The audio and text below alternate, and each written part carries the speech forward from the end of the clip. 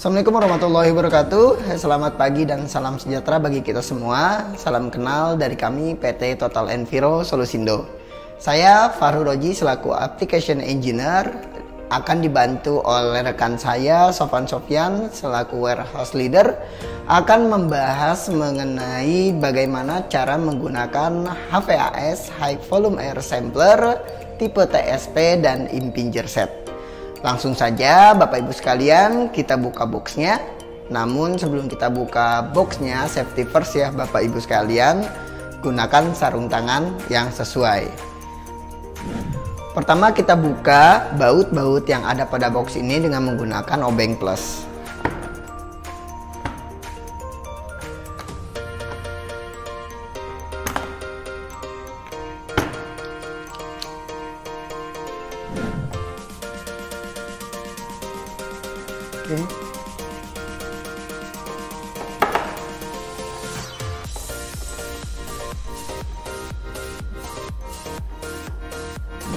Oke, setelah semua baut kita buka, biasanya bagian atasnya saja, maka tinggal diangkat aja Bapak Ibu sekalian. Dengan perlahan kita angkat. Oke, di dalamnya ada satu set HVAS yang terdiri dari beberapa part. Apa saja partnya? Langsung kita buka saja ya. Di sini terlindungi dengan menggunakan bubble wrap. Jadi nanti kalau misalkan Bapak Ibu sekalian ingin melakukan transportasi jarak jauh, tolong dipasang juga bubble wrapnya untuk melindungi peralatan ini.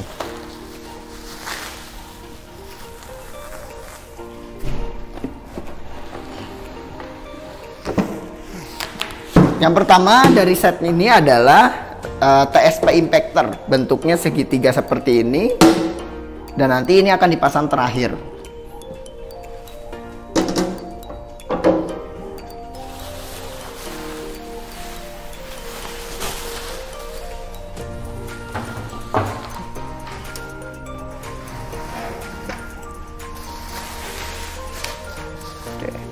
Yang kedua adalah dudukan peralatan HVAS itu sendiri. Ini merupakan dudukan dari satu set secara keseluruhan sehingga tinggi HVAS standar dengan yang dipersyaratkan sekitar 1 hingga 1,5 meter dari permukaan tanah.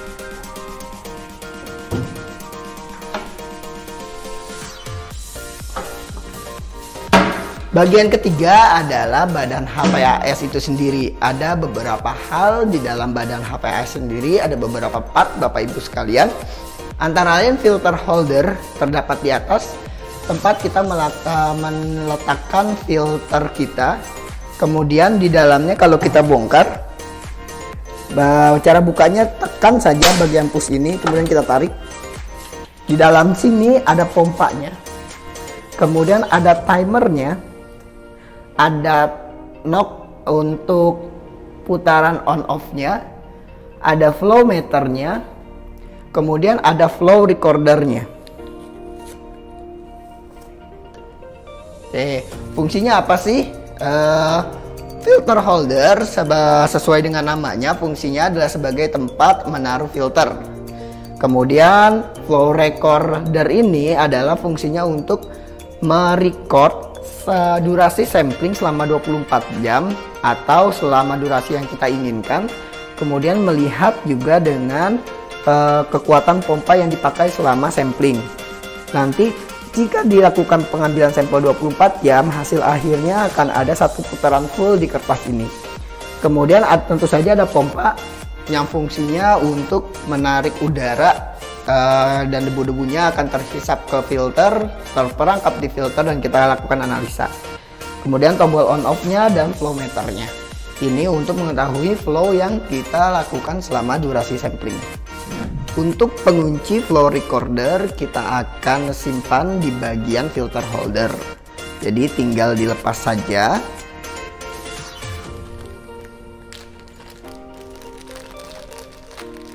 Kemudian langsung ditaruh di sini untuk mengunci dan direkatkan. Kemudian setelah sampling ini bisa diambil kembali, dimasukkan ke plastik supaya satu set ini bisa masuk secara keseluruhan di dalam boxnya.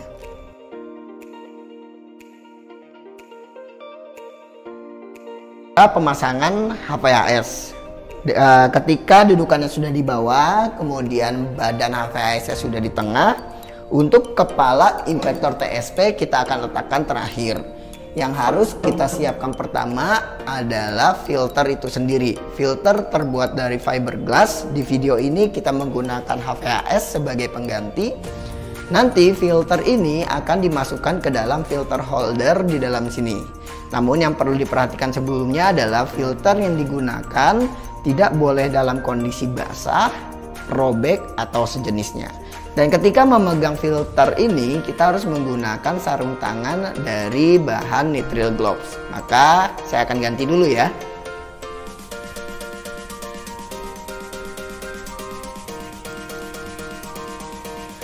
Nitrile gloves yang dipakai tidak boleh mengandung bahan-bahan seperti tepung di dalamnya. Jadi pilih nitrile gloves yang mungkin berwarna biru atau hijau yang di dalamnya tidak ada tepung. Kenapa? Karena dikhawatirkan nitrile gloves yang mengandung tepung ini nanti tepungnya akan mengkontaminasi si filter, dan ketika dilakukan analisa lanjutan logam akan terindikasi positif. Dan itu juga menjadi alasan mengapa kita harus memegang filter menggunakan nitrile gloves atau pinset dari bahan plastik ketika kita ingin melakukan pemasangan filter di filter holder.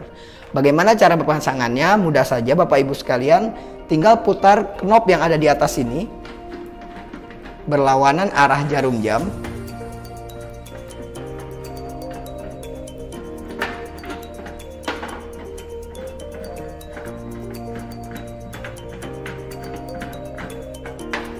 Kemudian kita angkat filter holdernya secara perlahan.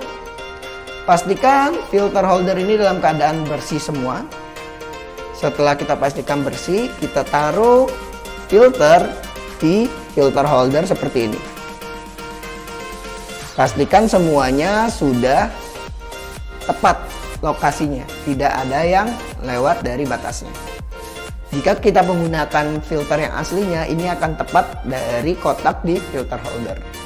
Setelah kita pastikan tepat pada lokasinya sempurna, maka kita akan tutup kembali filter holdernya.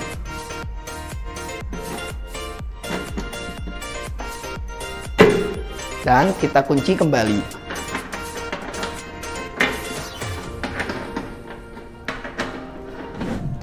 Filter ini bisa dipakai 1 kali dalam 24 jam selama filter tidak rusak, kemudian tidak terjadi penurunan flow kurang dari 1,1 meter kubik per menit. Jika terjadi kerusakan pada filter, entah itu basah atau sobek, filter harus diganti. Begitupun jika terjadi penurunan flow hingga 1,1 meter kubik per menit, itu menandakan bahwa filter sudah jenuh dan harus diganti. Berikut tata cara pemasangan flow recorder. Pertama, kita buka penutupnya seperti ini. Cukup diputar saja berlawanan arah jarum jam. Kemudian kita buka, di dalamnya akan seperti ini. Kemudian kita akan pasang flow recorder chartnya, nanti gunakan yang baru yang belum ada tintanya seperti ini. Kemudian cukup kita pasangkan seperti ini. Kita tepatkan tanda ini seperti yang ada di alatnya, pas masuk. Kita pastikan juga kertasnya sudah tertahan di kedua sisi ini. Nah, kemudian ini bagian penahan markernya kita tarik sedikit ke arah depan seperti ini, perlahan. Kemudian kita pasang marker pennya. Di dalamnya akan ada pengait seperti ini yang cukup kita masukkan seperti ini.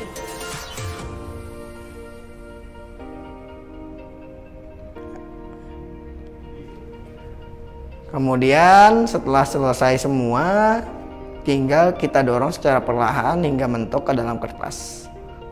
Selesai. Nanti ketika selesai melakukan sampling 24 jam full, flowchart ini akan membentuk satu lingkaran full, dan ini membuktikan bahwa sampling dilakukan 24 jam. Semua telah selesai dirangkai, filter sudah di tempatnya, flow recorder sudah di tempatnya, maka kita akan bisa mulai sampling. Kemudian sebelum kita mulai sampling, pastikan semua peralatan listrik yang kita pakai itu sudah sesuai standar nasional Indonesia agar tidak terjadi kebakaran pada saat melakukan sampling. Oh iya, HPAS ini membutuhkan daya sekitar 1300 watt, jadi cukup besar ya Bapak Ibu sekalian. Jadi ketika mau melakukan sampling di satu tempat, tolong perhatikan juga mengenai kebutuhan daya dari HPAS ini. Yang harus kita lakukan adalah setting ini semua. Jangan mencolokkan kabel power ini ke sumber daya sebelum semua sudah terinstall seperti ini. Ketika sudah yakin dengan instalan kita, maka yang terakhir sebelum kita colokkan kabel ke power ini adalah kita tutup menggunakan impactor TSP atau impactor yang kita inginkan.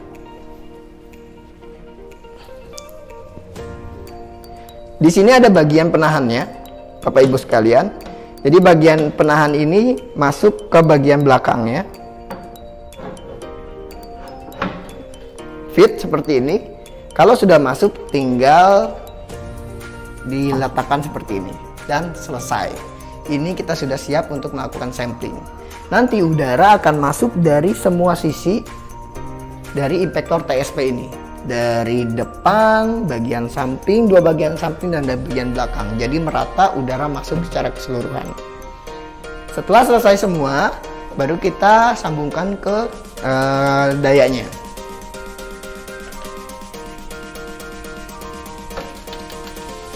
Tombol on off-nya ada di bagian ini. Terdapat dua pilihan tombol on ke kanan dan ke kiri. Ke kanan ini kita lakukan sampling dengan tanpa menggunakan timer. Ke kiri kita melakukan sampling dengan menggunakan timer. Jadi terserah Bapak Ibu sekalian mau menggunakan timer atau tidak. Jika menggunakan timer, tinggal on-kan ke arah kiri. Jika tanpa menggunakan timer, on-kan ke sebelah kanan. Timer ini persentase ya bentuknya, bukan jam, menit, dan detik, tapi persentase dari 1 jam. Jadi akan Ibu temukan sampai 100% di sini. Berarti 100% menandakan bahwa sudah 1 jam. Oke, jadi Bapak Ibu sekalian, cara menghidupkan alat ini cukup mudah ya. Sekali lagi, tinggal klik atau putarkan knob hitam ini ke arah kiri atau kanan. Ke arah kanan berarti alat ini kita hidupkan dengan timer. Di sini ada timer dan pengaturannya. Di sini hour tapi dalam bentuk persentase. Kemudian di sini kita bisa atur timernya sampai 30 jam. Jadi misalnya kita mau sampling 5 jam, kita akan atur seperti ini. Kemudian kita on kan, maka akan timbul nyala di sini. Setelah dia 5 jam, dia akan mati sendiri. Kemudian yang harus Bapak Ibu perhatikan juga adalah flow meternya. Flow meter ada di sini. Kita hidupkan. Untuk adjustment ya. Untuk adjustment flow meter, kita bisa melakukan dengan cara memutar knob yang ada di atas ini. Sesuai dengan flow yang diinginkan. Biasanya 1,1 sampai 1,7. Coba kita atur ya. Oke.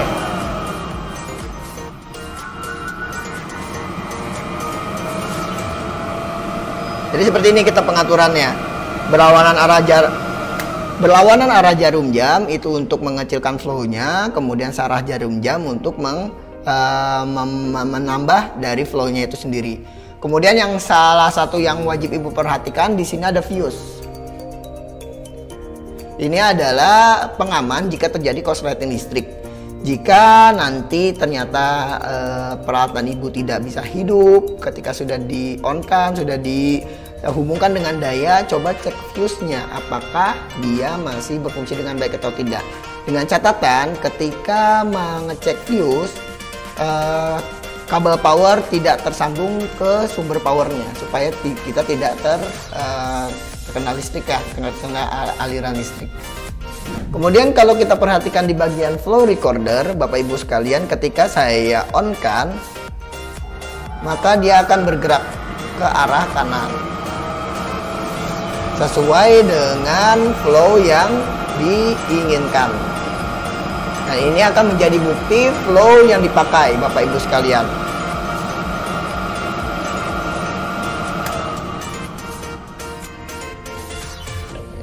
Pada saat sampling, ketika semua sudah disetting, ini selalu dalam keadaan tertutup. Begitupun ini harus selalu keadaan tertutup untuk mencegah terjadinya perembesan air ke dalam alat.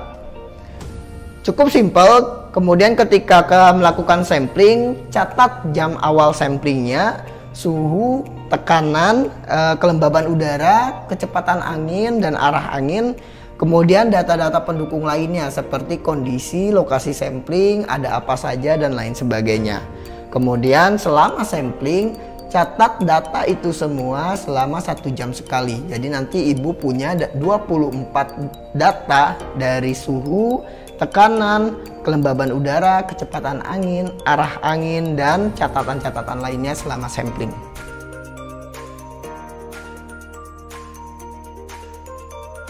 Setelah 24 jam selesai sampling dilakukan, maka sebelum kita mematikan alat, kita harus mencatat kembali flow akhirnya, suhu, tekanan, kecepatan angin, arah angin, dan catatan-catatan lainnya di akhir sampling. Setelah kita catat itu semua, maka yang harus kita lakukan adalah mematikan alat. Dengan cara mudah sekali, Bapak Ibu sekalian, cukup memutar knobnya ke arah off. Kemudian sebelum kita melakukan preparasi sampel dan lain sebagainya, pastikan bahwa alat ini sudah tidak terhubung lagi ke listrik, tidak terhubung lagi ke sumber daya, supaya tidak ada potensi kita terkena arus listriknya.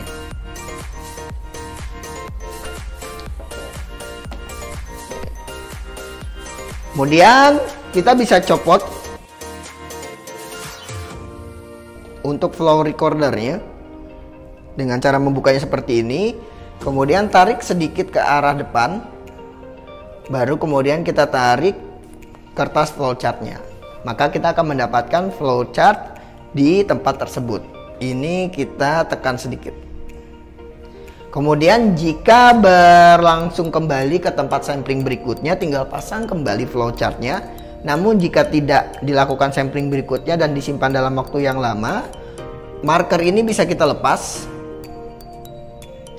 dan kita simpan, kemudian kita tutup ujungnya supaya tidak kering. Dan nanti kalau mau melakukan sampling, kita pasang kembali seperti ini.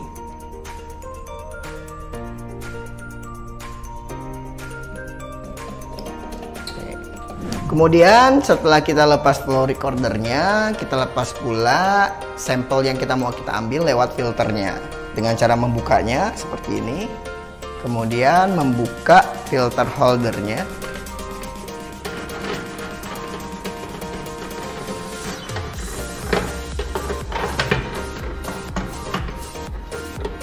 Yang menjadi catatan adalah ketika kita mau mengambil filter ini, tentu saja harus menggunakan material gloves, sekali lagi agar tidak terjadi kontaminasi.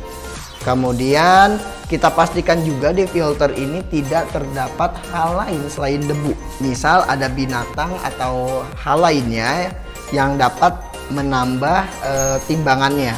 Biasanya hal-hal seperti itu akan kita hilangkan dengan menggunakan pinset. Kemudian kita angkat filter holdernya.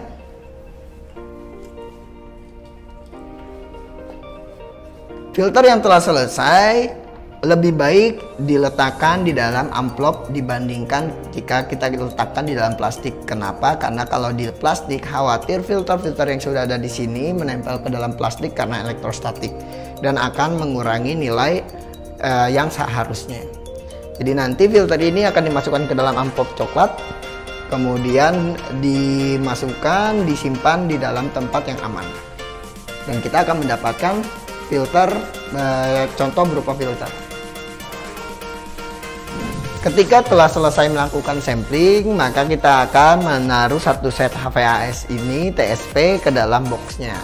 Caranya adalah yang pertama, kita lepaskan dulu baut yang ada di flow recorder.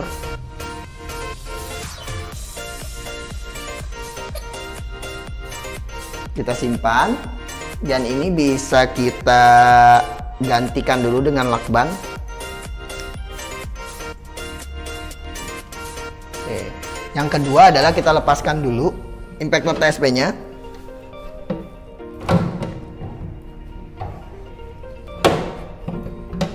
Kemudian kita letakkan ini, kita letakkan bubble wrapping ke dalam boxnya.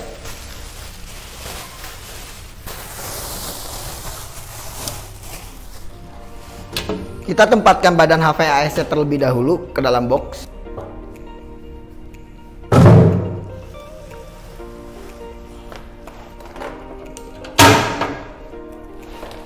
Kemudian kita pakaikan kembali bubble wrappingnya di sini.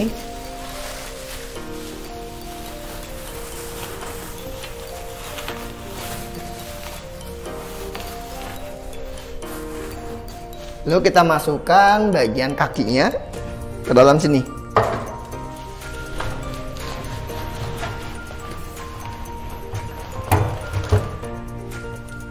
Sudah selesai semua. Kita masukkan kembali bubble wrappingnya.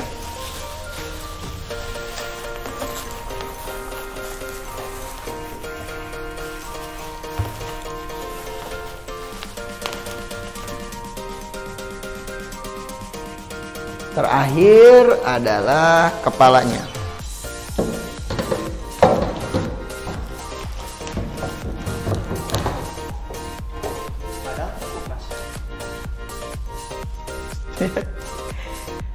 Oke, kepalanya.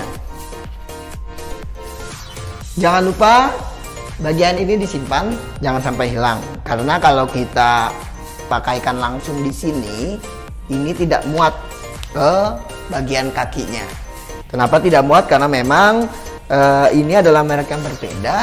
Yang ini bagian untuk merek importnya, ini bagian lokalnya. Jadi ada beberapa penyesuaian yang kita harus lakukan di lapangan. Yang penting jangan sampai kehilangan ini ya Bapak Ibu sekalian, disimpan di tempat yang rapi. Terakhir kita tutup boxnya.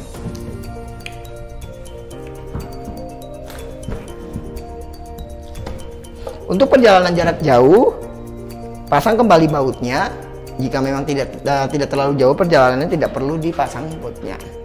Jadi cukup sekian video cara penggunaan HVAS TSP, semoga bermanfaat. Jika ada hal yang ingin ditanyakan, jangan ragu untuk menghubungi kami. Assalamualaikum warahmatullahi wabarakatuh.